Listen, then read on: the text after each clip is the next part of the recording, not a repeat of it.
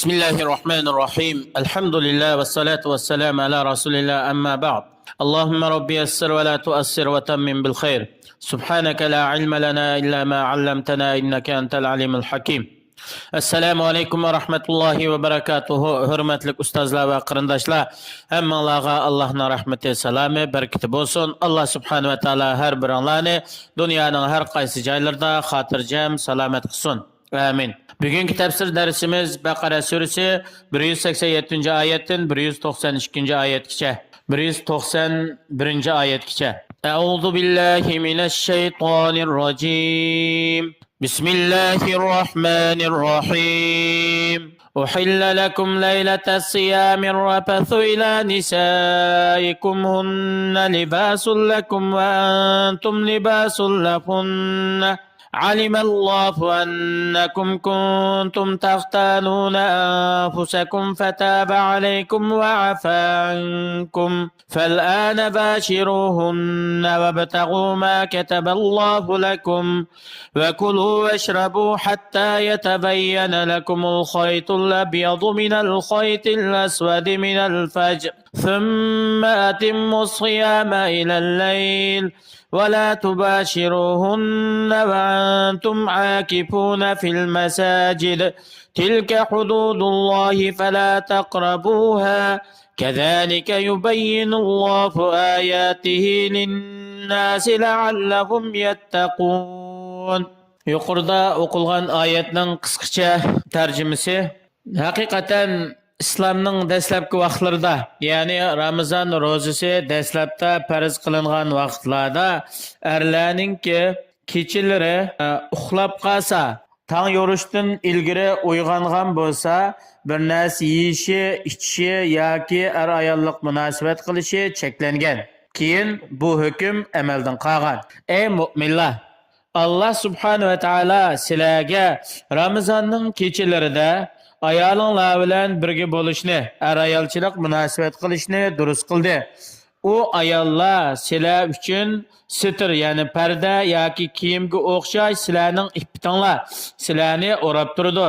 Sizlarmi ayollaringlar uchun bir kiyimga o'xshash ularning ippiti, ularni o'rab tursizlar.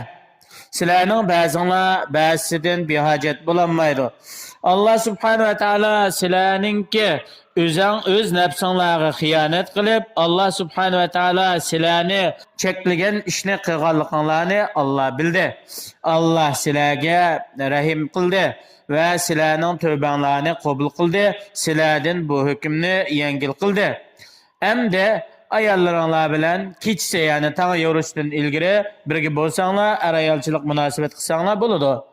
Va shu munosabat orqali Allah sizlarga taqdir qilgan farzanddan iborat bo'lgan, Allah taqdir qilgan narsani talab qilinglar.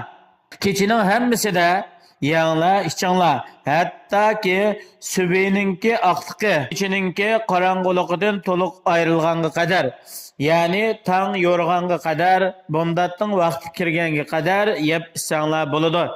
Enandan keyin bomdatning vaqti kirgandan boshlab kun o'tgan vaqt qadar yemak ichmakdan iborat, ya'ni Ramazonning ro'zasini buzadigan narsalardan qo'linglarni yig'inglar. Va ayollaringlar bilan sizlar masjidlarda e'tikof qilayotgan vaqtinglarda ayollaringlar bilan birga bo'lmanglar. Chunki ashu e'tikofni bekor qilib o'tadi.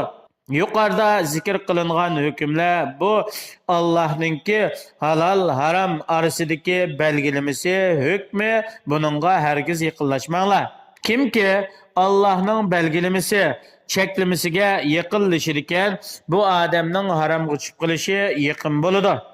Allah subhanahu va taolo shu ahkamlarni ochiq, oshkora bayon qilib berganga o'xshash insonlarga ularni taqvodorlardan bo'lishi uchun, ya'ni Allah buyurganini qilish, Allah cheklaganini tark qilish orqali taqvodorlardan bo'lish uchun o'zining ahkamlarini Allah subhanahu va taolo kishilarga bayon qilib berdi.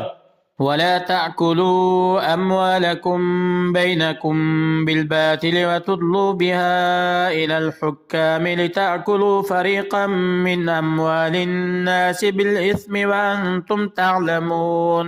Sizlarning ba'zinglar ba'zininki mol mulkini qonunsiz, ya'ni shariat yo'lga qo'ymagan yo'llar orqali elavommisun, yevommisun. Ya'ni o'g'irlik qilib, bulangchilik qilib, aldamchilik, saxtipazlik qilib, mandaq shaklda elavommisun.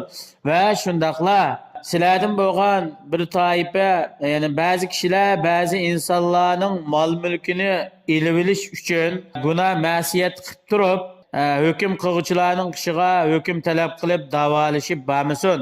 Ya'ni sizlar unda qilishning, ya'ni boshqalarningki mollarini haqsiz elib olishning harom ekanligini, Allohning buni harom qilganligini bilasizlar.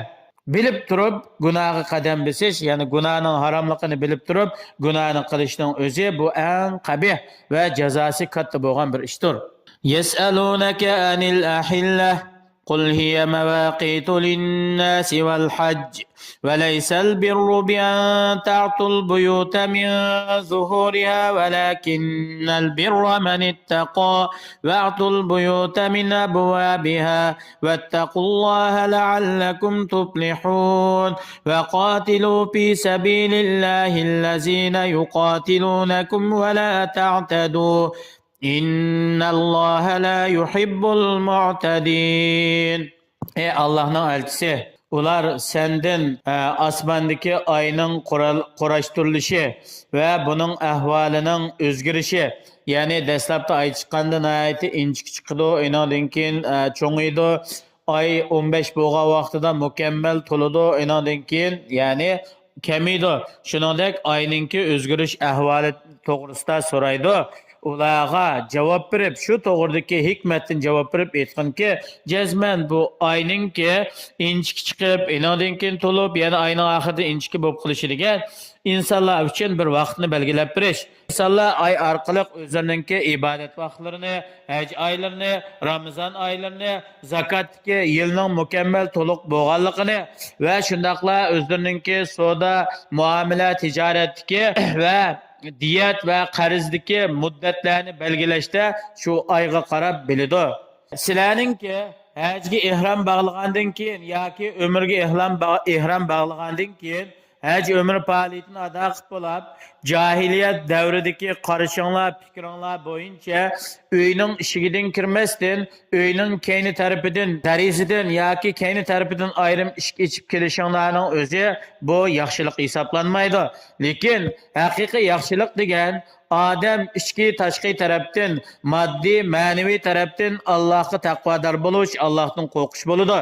Lekin sizlarningki uyning ishigidan kelishinglar bu sizlar uchun oson va mushaqqatdan yiroq. Chunki Alloh subhanahu va taolo sizlarni har qanday qiyinchilik va mushaqqat bo'ladigan ishga buyurmaydi. Sizlar yaxshi amallarni qilish orqali Allohning azobi bilan sizlarning oranglarga bir parda to'saq qilinglar. Jazman shunda qilgan vaqtinglarda sizlar ansirgan azobdan qutulish va rag'batlangan yaxshilik ne'matlarga erishish orqali cho'qim utuq qozonasizlar. Allohning kalimasini, Allohning dinining ustunligini talab qilib urush qilinglar. Sizlarni Allohning dinidan to'sqan, sizlarni Allohga ibodat qilishdan cheklagan, Allohning uylariga kelishdan to'sqan kafir badbaxtlarga qarshi Allohning dinini ustun qilish uchun urush qilinglar. Sizlar urush qilgan vaqtida Allohningki qonun prinsiplaridan o'tib ketmanglar. Gunohsiz bo'lgan kichik bolalarni, ayollarni va yashanganlarni o'ltirishdan iborat bundaq cheklimidan o'tib ketmanglar. İslam prinsipida urushda balalar, ayollar, yashanganlar o'ltirilmaydi.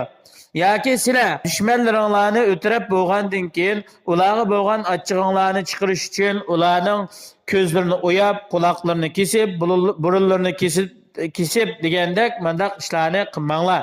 Haqiqatan Alloh subhanahu va taolo yo'lga qo'ygan shariatlari va hukmlarida o'zining belgilamasidan o'tib ketguchilarni Alloh subhanahu va taolo yoqtirmaydi. Yuqorqi oyatdan elinadigan foydalar, birinchisi e'tikofningki islom shariatida yo'lga qo'yilganligi. E'tikof bo'lsa ibodat uchun masjidni lozim tutib, masjiddan chiqmay ibodat qilishdan iborat. Shuning uchun e'tikofdan bo'lgan maqsadga qarshi keladigan har qanday ish harakat e'tikof jarayonida cheklanadi. Buning qatorida Hatto ayoli eri e'tikob qilayotgan o'ringa yemeklik yoki boshqa narsalarni akab berib qolsa-mu, ayoli bilan quchoqlashish yoki so'yishish degandek bunday ishlarni qilishmi cheklanadi. Yana bir foydasi insonlarning mol-mulkini haqdan yevilishdan Alloh subhanahu va taolo chekladi va ashuningga ilib boradigan barliq amal, chora, vosita, hil-mikrlarni Alloh harom qildi. Buning qatoridan parxo'rlik qilib boshqalarning haqqini yevilish. Shuningdek Alloh subhanahu va taolo boshqalarningki haqqiga tajovuz qilish yoki Allohning cheklamasi had hududidan o'tib ketishni chekladi, harom qildi. Chunki islom din degan adolat, boshqalarga yaxshilik qilishning ustiga qurilgan dindir. Hargizmi haddidan ishish yoki Allohning belgilamasidan o'tib ketishga qurilmagan. Alloh subhanahu va taolo hammalarni Alloh va Allohning rasuli rozi bo'ladigan yaxshi amallarni ko'plab qilishga muyassar qilsin. Vassalomu alaykum va rahmatullohi va barakatuh.